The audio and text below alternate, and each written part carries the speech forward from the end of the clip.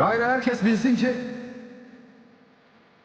şelem zar alamazsam bastığım toprak haram olsun.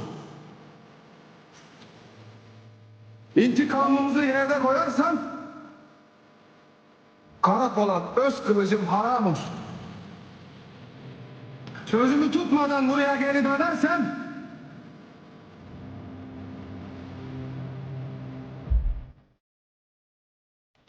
asla haram olsun. Bundan beri yeni bir hayat, yeni bir at. Büyük, yetişik, aslan gibi bir yiğit olasın. Düşmanlarına mızrak gibi, ok gibi saklanasın değil.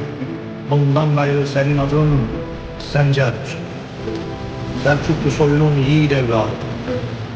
Fetihlerin babası Alparslan'ın torunu Sultan Malik Shah oğlu Sancer.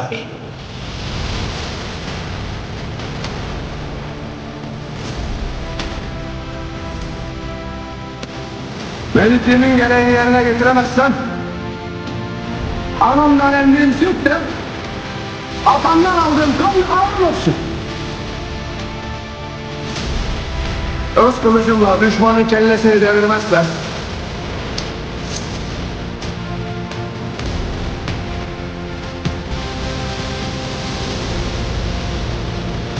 Bu gök pusat bedenime girsin. Gözüm kanına bulanık düşsün.